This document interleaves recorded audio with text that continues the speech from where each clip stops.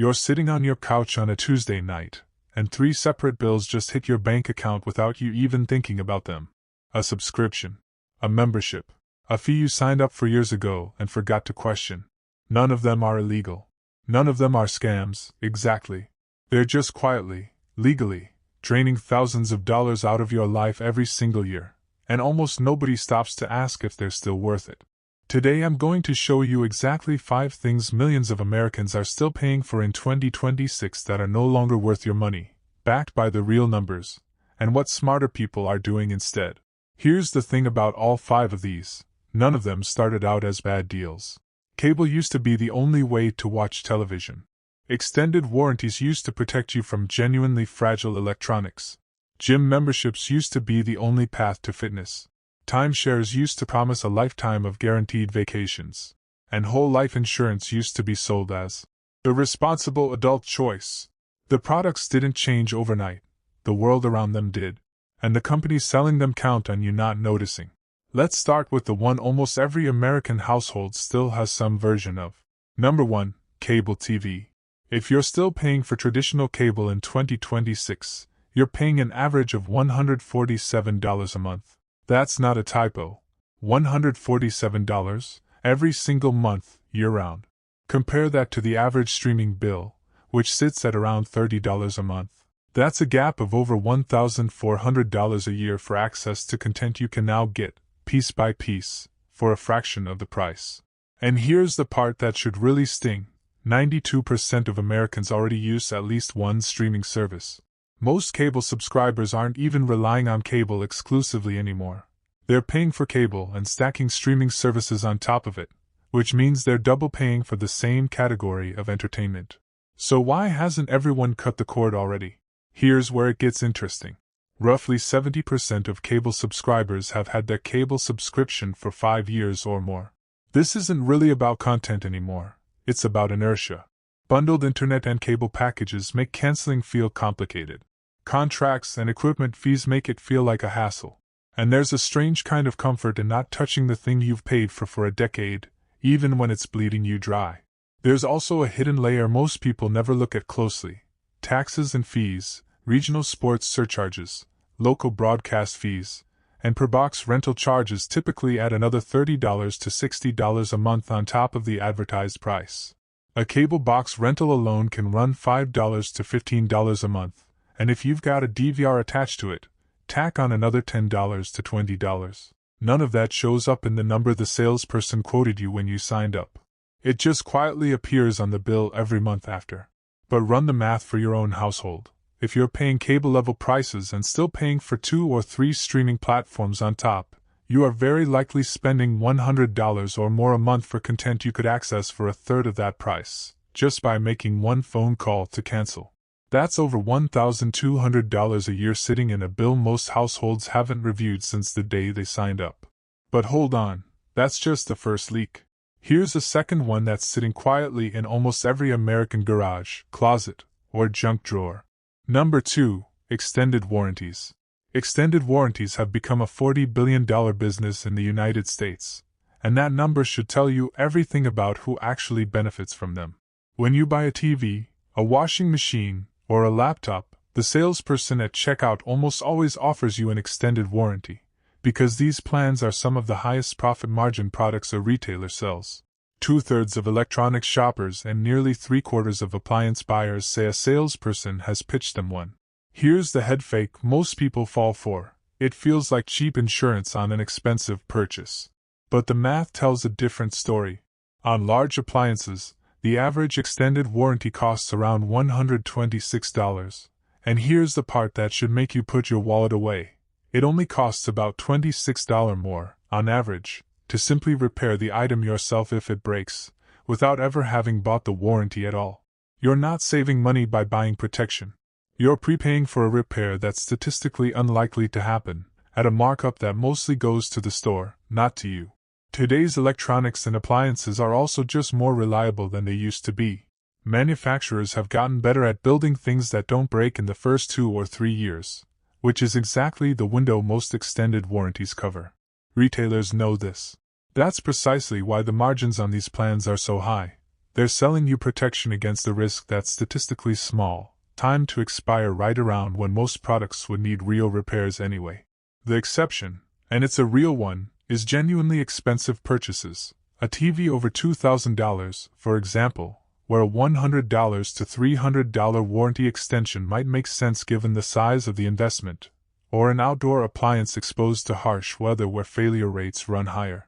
But for the $400 television, the $150 blender, the everyday electronics most of us buy, skip it. Put that $100 or $200 into an account you control instead, and self-insure. If nothing breaks, you keep the money. If something does break, you pay for the one-time repair, which, remember, averages only about $26 more than the warranty itself would have cost you. Either way, statistically you come out ahead. Now here's the part nobody likes to hear, because it involves admitting you're paying for something you swore you'd use. Number 3. The gym membership you're not using. An estimated 67% of gym members in America rarely or never use their membership. 2 out of every 3 people paying a monthly gym fee are functionally just donating money to a fitness company. The average member visits just 1.5 times a week now, down from 2.1 times before the pandemic. And half of all new members quit within their first 6 months, while still, in many cases, continuing to pay. The average monthly gym membership fee in the US sits around $65 to $69 a month, and depending on where you live, premium clubs can run anywhere from $150 to $300 or more. Add that up over a year of barely used membership, and you're looking at somewhere between $600 and $800, sometimes far more, spent on a gym you visited a handful of times. Americans collectively waste an estimated $1.3 billion a year on unused gym memberships. That's not one person's mistake. That's a pattern.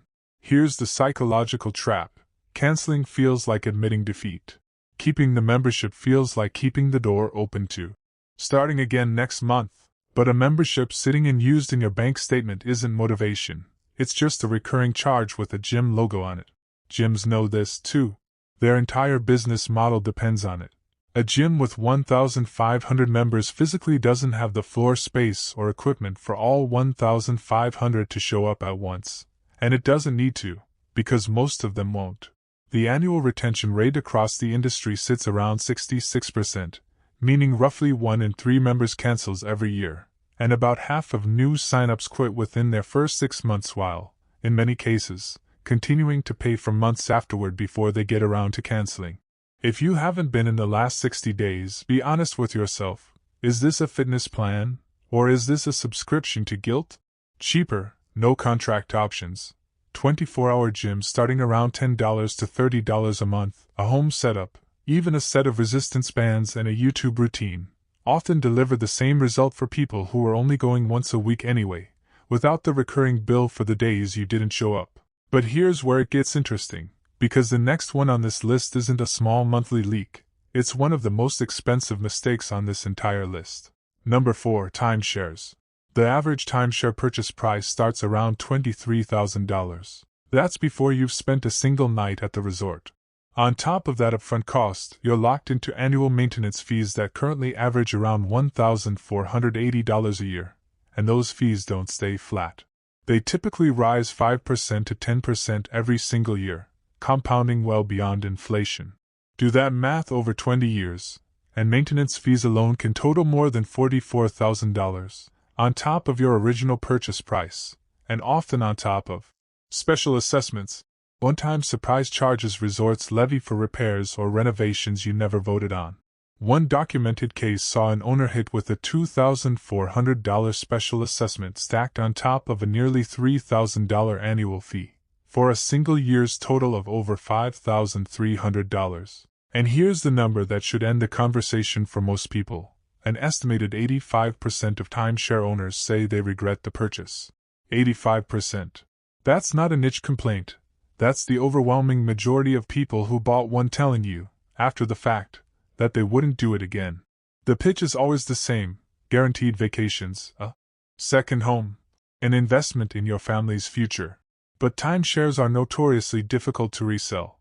Most owners can't even give them away, because whoever inherits one also inherits the maintenance fees forever, whether they use it or not. And maintenance fees rarely have a cap. Contracts almost never guarantee that fees stay tied to inflation, which means a $1,500 annual fee today can realistically become $3,000 within a decade, with no way to opt out short of walking away from thousands of dollars already invested, or paying to get out entirely. If you already have one, know that legitimate exit paths do exist through developer deed-back programs or by working with a licensed attorney. Never a company that asks for a large upfront exit fee, with no guarantees, since that's become its own industry of scams targeting desperate timeshare owners. And if you don't have one yet, a single week at a comparable resort, booked directly, will almost always cost you less than what you'd pay in maintenance fees alone, with none of the 20-year commitment, and none of the special assessments showing up in your mailbox every November. Now for the last one, and this is the one that gets sold with the most emotional pressure, because it's wrapped in the language of protecting your family. Number 5. Whole life insurance, if you're young and healthy. Here's the lever most people don't understand. Life insurance companies price two very different products under the umbrella of protecting your family, and one of them is dramatically more expensive for a reason that has nothing to do with how much protection you actually need. A healthy 35-year-old looking for $500,000 in coverage can typically get a 20-year term policy for somewhere between $25 and $40 a month. That same person, buying a whole life policy with the identical $500,000 death benefit, will often pay somewhere between $300 and $500 a month, 5 to 15 times more, for the exact same payout if they die. Run that gap over 20 years, and the difference isn't small.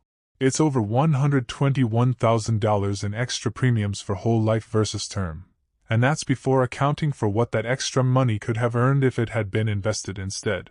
Whole life policies do build cash value over time, and insurance agents lean hard on that feature. But here's the part they don't lead with. That cash value typically grows slower than a basic index fund would. You can't access it without reducing your death benefit, and if you die without withdrawing it, your family only receives the death benefit. The insurance company keeps whatever cash value is left. To be fair, whole life isn't a scam, and it isn't wrong for everyone. If you're managing a large estate and dealing with estate tax planning, or you have a lifelong dependent who will need care after you're gone, permanent coverage can genuinely make sense.